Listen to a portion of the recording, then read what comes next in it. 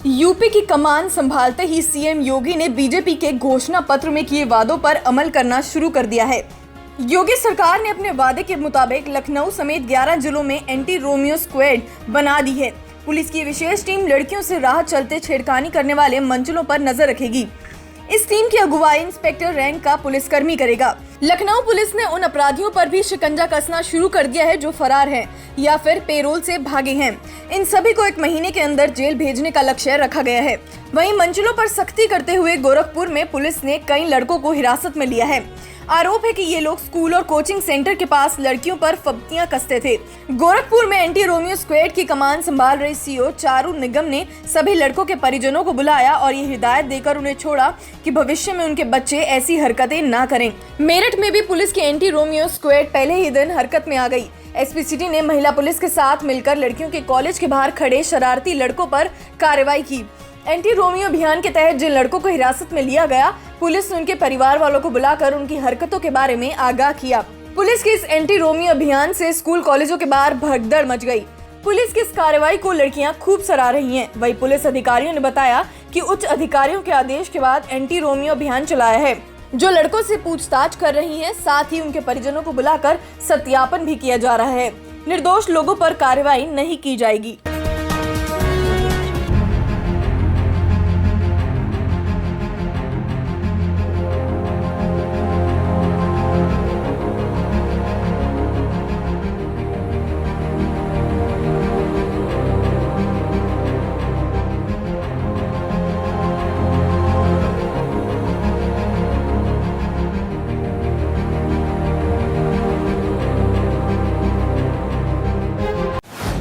उत्तर प्रदेश के आजमगढ़ के मुबारकपुर थाना क्षेत्र में हैवानों ने मानवता को शर्मसार कर देने वाली वारदात को अंजाम दिया है। एक महिला लावारिस और बेहोशी की हालत में मिली है। उसके प्राइवेट पार्ट में पत्थर भरे गए हैं। पीड़िता के साथ रेप के बाद इस हैवानियत को अंजाम देने की आशंका जताई जा रही है। पुलिस ने इस मामले की जांच शुरू कर दी है। जानकारी के मुताबिक आजमगढ़ के मुबारकपुर थाना क्षेत्र में एक महिला लावारिस और बेहोशी की हालत में पड़ी हुई थी। उसे एम्बुलेंस से स्थानीय सामुदायिक स्वास्थ्य केंद्र पर ले जाया गया। महिला के शरीर पर कई जगह मारपीट और गंभीर घाव के निशान मिले। इसके बाद उसे सदर अस्पताल के लिए रेफर कर दिया गया, जहां इलाज के लिए उसे भर्ती कराया गया। अस्पताल में इलाज के दौरान महिला के प्राइवेट पार्ट में से एक बड़ा पत्थर मिला, जिसे देख डॉक्टर और स्टाफ नर्स दंग रह गए। डॉक्टरों का कहना है कि अभी महिला की हालत गंभीर है, वो अर्धचेतना में है। सर्जन के द्वारा ऑपरेशन की बात कही जा रही है। इस मामले में पुलिस को सूचित किया गया, लेकिन एक होमगार्ड के आने पर लापरवाही प्रतीत हो रही है। आशंका जताई जा रही है कि हमलावर ने पीड़िता के साथ रेप के दौरान उसके प्राइवेट पार्ट में पत्थर डाल दिए। फिलहाल सदर अस्पताल के चिकित्सक अब इलाज के बाद पीड़िता की स्थिति ठीक होने की उम्मीद कर रहे हैं। पीड़िता के मेडिकल जांच की रिपोर्ट से रेप की स्थिति साफ हो पाएगी। पुलिस ने इस मामले में केस दर्ज करके जांच शुरू कर दी है। आवश्यकता है हमें ब्यूरो चीफ, जिला संवाददाता, प्रमुख रिपोर्टर एवं मार्केटिंग हेतु समस्त भारत में संपर्क करें 7290046603, 7290046604, 9634624898, 9821355912 या हमें ईमेल कर सकते हैं। हमारा ईमेल एड्रेस है office@avannews.com।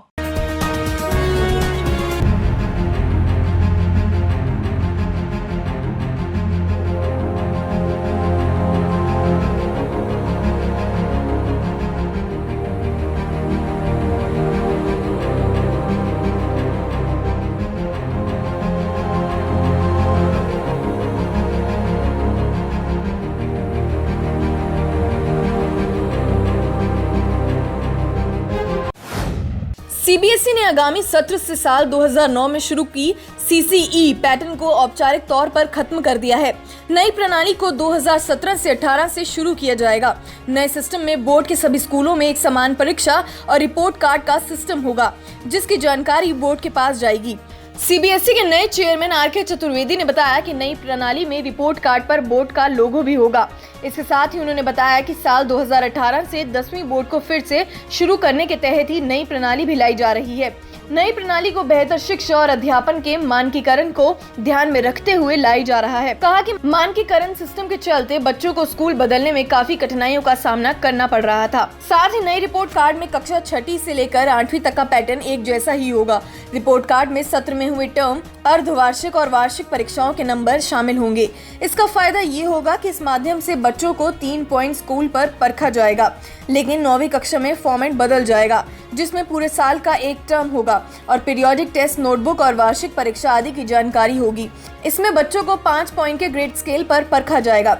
इससे पहले बोर्ड द्वारा शुरू किए गए सीसी पैटर्न में 2 टर्म की परीक्षाएं आयोजित होती थीं, जिसमें 4 फॉर्मेटिव असेसमेंट भी होते थे। सीसी के तहत बच्चों का 60% मूल्यांकन लिखित टेस्ट के आधार पर और बाकी 40% साल के दौरान अध्यापकों द्वारा विभिन्न गतिविधियों को ध्यान में रखते हुए उनको मार्क्स मिलते थे। पर बोर्ड की नई प्रणाली के तहत उनको अब इस पैटर्न से गुजरना नहीं पड़ेगा।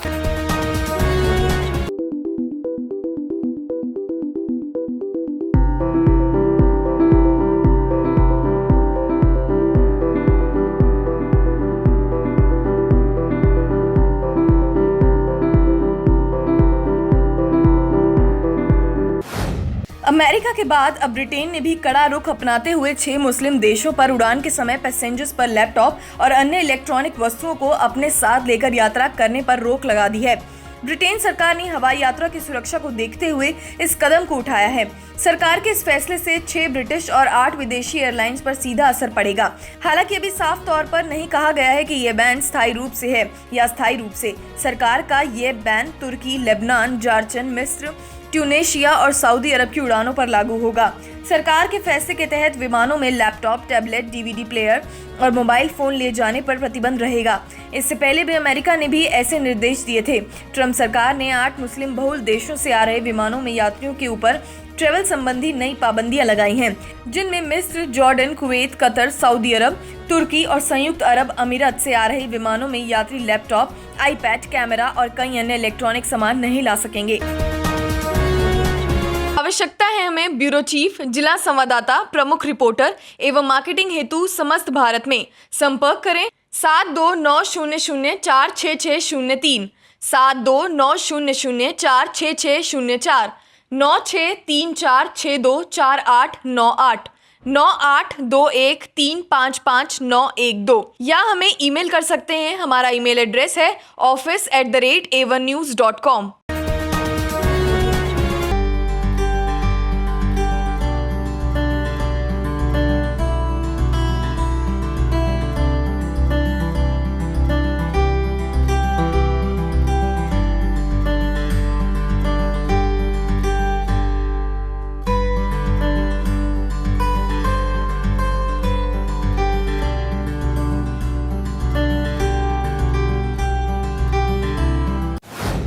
लगता है कि मशहूर कॉमेडियन कपिल शर्मा और सुनील ग्रोवर के बीच विवाद अब बढ़ता जा रहा है और इस विवाद का सीधा असर कपिल शर्मा के शो पर पड़ रहा है।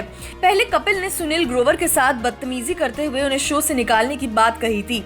फिर बाद में कपिल को अपनी गलती का एहसास हुआ और उन्होंने ट्विटर पर सुनील को टैग करते हुए उनसे माफी भी मांगी।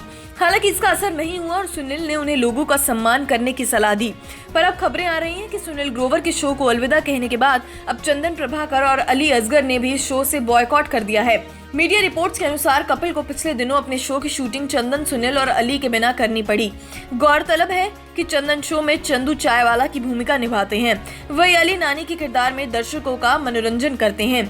कपिल के शो में सुनील ग्रोवर, रिंकू भाभी और डॉक्टर मशहूर गुलाटी का किरदार निभाते हैं और वह शो का अहम हिस्सा है। सूत्रों के अनुसार पता चला है कि सुनील ने शो पर वापस नहीं लौटने का फैसला किया है। वे सोनी चैनल के कॉन्ट्रैक्ट से बंधे हुए हैं, कपिल शर्मा के प्रोडक्शन हाउस से नहीं। सुनील ने सोनी से ये साफ कर दिया है कि कपिल के बर्ताव के बाद वे शो पर वापस नहीं लौट सकते हैं। इससे पहले भी कपिल शर्मा और सुनील ग्रोवर के बीच विवाद हुआ था। कलर्स पर प्रसारित होने वाले show comedian nights with Kapil show की शूटिंग के दौरान भी दोनों के बीच कई झगड़े हुए थे।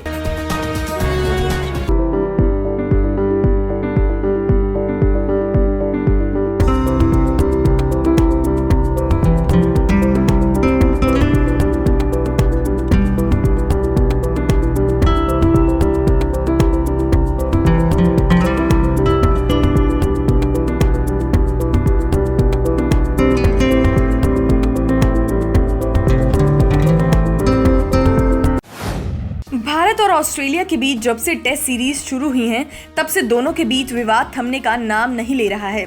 इसी विवाद में ऑस्ट्रेलिया मीडिया ने भारतीय क्रिकेट टीम के कप्तान विराट कोहली की तुलना अमेरिका के राष्ट्रपति डोनाल्ड ट्रंप से की है। उन्हें विश्व के खेलों का डोनाल्ड ट्रंप कहा है। कोहली ने बेंगलुरु में खेले गए दूसरे टेस्ट मैच के बाद ऑस्ट्रेलिया टीम की कड़ी आलोचना की थी और बेईमान कहा था। यहाँ से इस विवाद ने नया रूप ले लिया था। ऑस्ट्रेलिया की खबर द डेली टेलीग्राफ ने कोहली पर लगातार कई गलत खबरें फैलाने के लिए जिम्मेदार ठहराया। अखबार ने लिखा है कि कोहली ने अपनी विपक्षी टीम और उसके कप्तान स्टीव स्मिथ पर लगातार हमले किए हैं और बेईमान बताया, लेकिन इस संबंध में कोई सबूत पेश नहीं किए और माफी भी नहीं मांगी। अखबार ने लिखा है, विराट कोहली विश्व खेलों के डोनाल्ड ट्रंप हैं। राष्ट्रपति ट्रंप की तरह कोहली ने अपने ऊपर लगे आरोपों से ध्यान भटकाने के लिए मीडिया पर दोष मढ़ने का फैसला किया हुआ है। टीम इंडिया के कप्तान विराट कोहली को अब बॉलीवुड के शहंशाह अमिताभ बच्चन का समर्थन मिला है। बिग बी ने कोहली के लिए ट्विटर पर लिखा, ऑस्ट्रेलिया मीडिया विराट को खेल की दुनिया का ट्रंप कह रही है। उन्हें विजेता और प्रेसिडेंट मानने के लिए शुक्रिया। कोहली ने सोमवार को एक बार फिर ऑस्ट्रेलिया पर निशाना साधा और कहा कि रांची में खेले गए तीसरे टेस्ट मैच के बाद ऑस्ट्रेलियाई खिलाड़ियों ने भारतीय टीम के फिजियो पैट्रिक फोरहाट के प्रति असम्मान जताया। कोहली ने मैच के बाद प्रेस कॉन्फ्रेंस में कहा, उनके 4-5 खिलाड़ियों ने पैट्रिक का नाम लेना शुरू किया। मैं नहीं जानता कि उन्होंने ऐसा क्यों किया। वे हमारे फिजियो हैं, उनका काम मेरा इलाज करना है। मैं इसके पीछे की वजह नहीं समझ पा रहा हूँ। मैं समझ नहीं सकता। आपको उनसे पूछना चाहिए कि उन्होंने नाम क्यों लिया। तीसरे टेस्ट मैच के पहले दिन कोहली अपना कंधा चौटिल कर बैठे थे। वह पहले 2 दिन मैदान से दूर रहे थे और तीसरे बल्लेबाज करने उतरे थे। मैच के दौरान ऑस्ट्रेलिया के हरफनमौला खिलाड़ी ग्लेन मैक्सवेल ने सीमा रेखा पर गेंद रोकने के लिए डाइव मारने के बाद भारतीय कप्तान का मजाक उड़ाया था। कोहली ने भी इसका जवाब दिया था और मैच के चौथे न जब रविंद्र जडेजा ने सलामी बल्लेबाज डेविड वार्नर को बोल्ड किया था, तब कोहली ने मैक्सवेल की नकल उतारी थी। आवश्यकता है हमें ब्यूरो चीफ, जिला संवाददाता, प्रमुख रिपोर्टर एवं मार्केटिंग हेतु समस्त भारत में संपर्क करें 7290046603, 7290046604, 9634624898, 9821355912 या हमें ईमेल कर सकते हैं। हमारा ईमेल एड्रेस है office@a1news.com।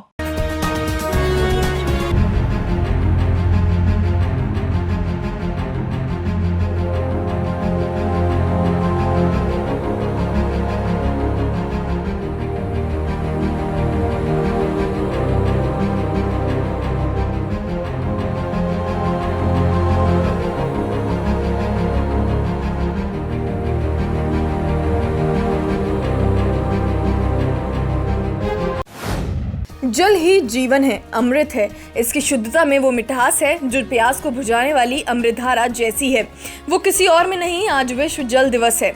हम जल दिवस को क्यों मनाते हैं? पानी की महत्ता को समझने के लिए, इसके संरक्षण के लिए। आज भी लोग पानी के लिए बूंद बूंद तरसते हैं, तो दूसरी ओर कोई क्विंटल भर पानी को चंद सैकड़ों में फेंक देता है। वजह है लीकेज के जरिए 50% पानी की बर्बादी और अंधाधुंध उपयोग। बड़े बड़े तालाब कोलार भी जल से लबालब हैं, पर फिर भी पानी का संकट है। विश्व जल दिवस 22 मार्च को है, तो इस अवसर पर यह देखना महत्वपूर्ण हो जाता है कि दुनिया जल दिवस तो मना रही है, पर क्या उसके उपयोग को लेकर वह गंभीर है? संयमन। विश्व जल दिवस 22 मार्च को है, तो इस अवसर पर यह देखना महत्वपूर्ण हो जाता है कि दुनिया जल दिवस को मना रही है, पर क्या इसके साथ उसका सही उपयोग किया जा रहा है या नहीं? हम सभी जानते हैं कि जल के बिना जीवन संभव नहीं है, पर फिर भी हम उसकी कीमत को नहीं समझ रहे। विशेषज्ञों के मुताबिक इसके बचने का एक ही उपाय है, पानी को रिसाइकल कर उसका उपयोग बगीचों, कार धोने जैसे कामों में हो। इससे पानी की बचत भी होगी और डिमांड भी सीमित होगी। आज जिस तरह से माननीय जरूरतों की पूर्ति के लिए निरंतर व अनवरत भूजल का दोहन किया जा रहा है, उससे साल दर साल भूजल स्तर गिरता जा रहा है। पिछले एक दशक में भूजल में काफी गिरावट दर्ज की गई है। अब से 10 वर्ष पहले तक जहां 30 मीटर की खुदाई पर पानी मिल जाता था, वहां पानी के लिए 60 से 70 मीटर तक की खुदाई करनी पड़ती है। साफ है कि बीते 10-12 सालों में दुनिया का भूजल स्तर बड़ी तेजी से घटा है और अब भी बदस्तर घट रहा है, जो कि बड़ा चिंता का विषय है। भारतीय केंद्रीय जल आयोग द्वारा 2014 में जारी किए गए आंकड़ों के अनुसार देश के अधिकांश बड़े जलाशयों का जलस्तर वर्ष 2013 के मुकाबले घटता हुआ पाया गया था।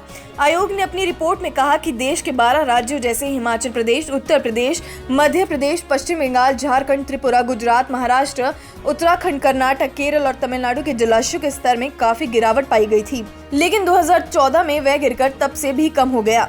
2015 में भी लगभग यही स्थिति रही।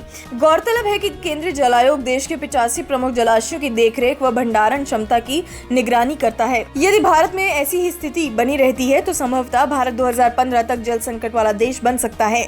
देश की सिंचाई का करीब 70% और घरेलू जल खपत का 80% हिस्सा भूमिगत जल से पूरा होता है, जिसका स्तर तेजी से घट रहा है। जल के गिरते स्तर को देखते हुए पीएम मोदी ने भी अपने जन संवाद मन की बात में घटते भूजल की समस्या को उठाया गया था और जल संरक्षण की दिशा में सरकार द्वारा सोक पीट बनाने जैसे कार्य किए गए हैं, मगर समस्या की विकरालता के अनुपात में ये प्रयास पर्याप्त नहीं है। इसके साथ ही घटते जलस्तर को लेकर जब तब देश में पर्यावरणविदों द्वारा चिंता जताई रहती है, लेकिन जलस्तर को संतुलित रखने के लिए सरकारी स्तर पर कभी कोई ठोस प्रयास नहीं किया जाता। हमें इस समस्या को और विस्तार देना चाहिए, इसके कारणों को बारीकियों से सुलझाना होगा, तभी हम कुछ हद तक पर्याप्त मात्रा में जल को प्राप्त कर सकते हैं।